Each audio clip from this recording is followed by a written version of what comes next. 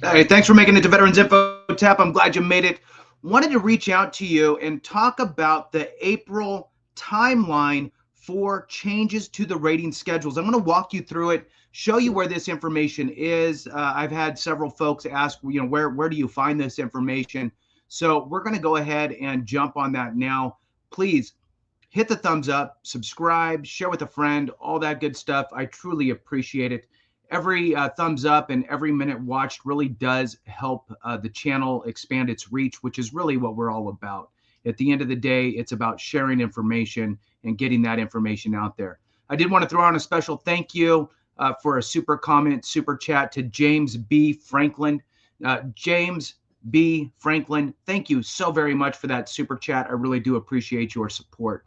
All right, so I'm going to share a screen here with you. I think I'm going to try anyway. We'll see how this all works out. And as we go through this, I will also talk about the changes that are coming into effect and where it shows April. And again, April is the timeline that we are anticipating the VA to bring all this to fruition. So as we look here on the VA's announcement back on February 15th, 2022, proposing the rating schedule changes for respiratory, auditory, and mental health body systems.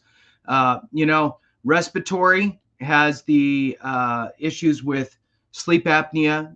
Essentially, if you are deemed treatable or you're responsive to treatment with a CPAP, and you file a claim after this rating goes into effect, there would most likely be a 0% rating.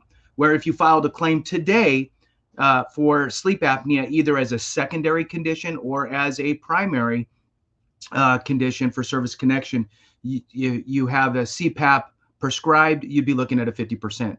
Auditory changes, the biggest thing is the elimination of tinnitus as a standalone condition.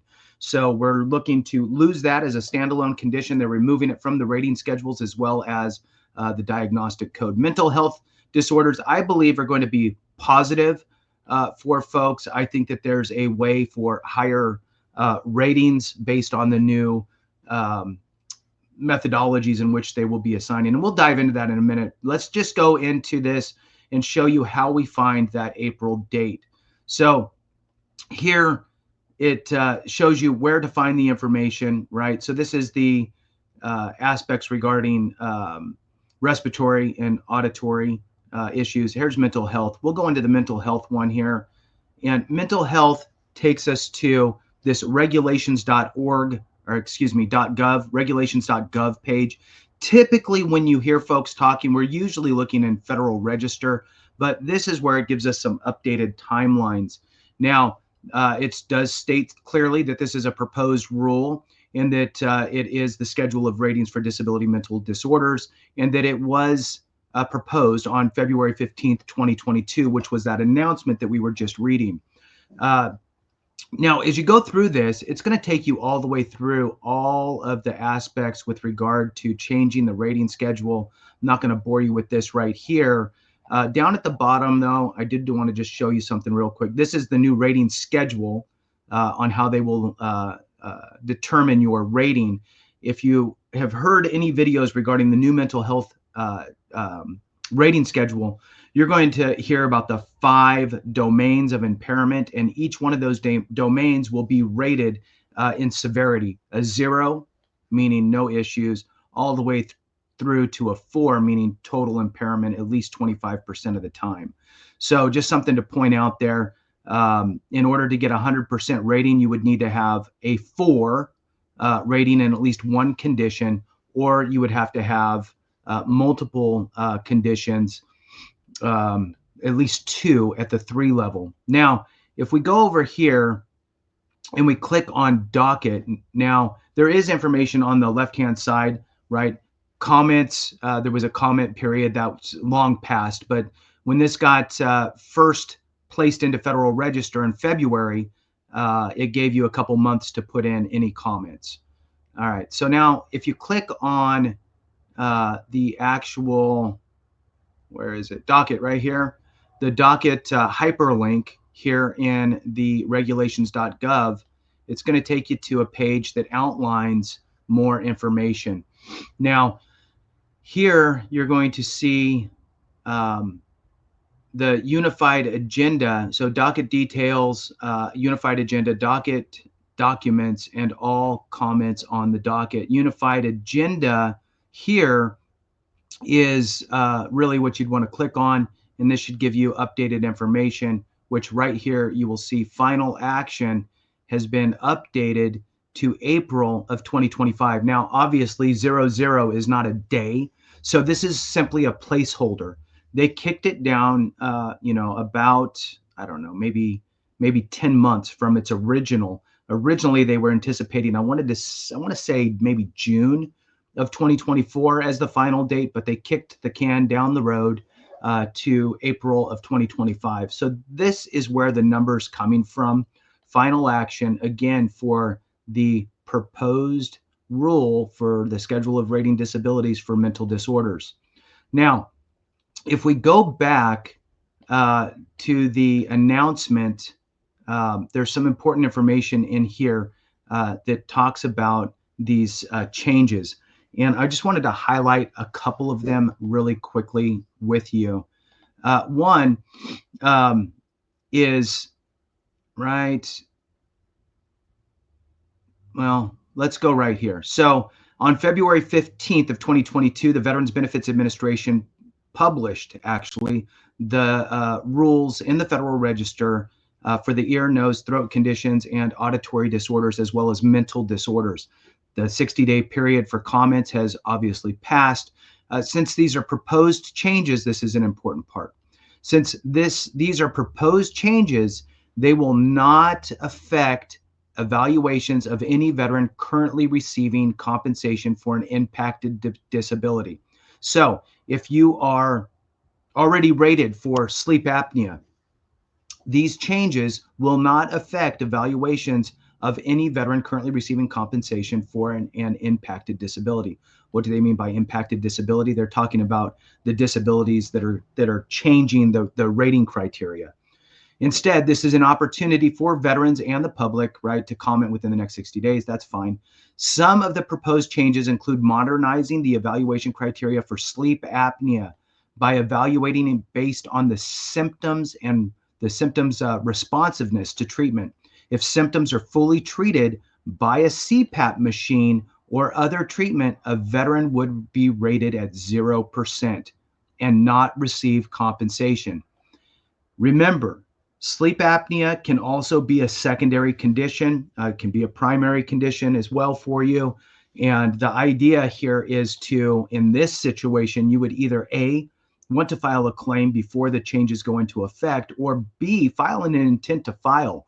Now that preserves an effective date and effectively placing your claim award date prior to any changes. Remember that in today's world, if you get rated prior to this change and you are prescribed a CPAP, you would be a 50% rating. All right, so sure, VA will award progressively higher percentages based on the how symptomatic the condition remains after treatment. All right, so let's move on. For respiratory conditions such as asthma and chronic obstructive pulmonary disease, the proposed rules change would slightly lower the requirements for a 100% rating. Here's the other important one. For tinnitus, right? Tinnitus, the proposed change would recognize that symptom within the veteran's broader ailment and provide service-connected compensation for tinnitus through the disease to which it is attributed.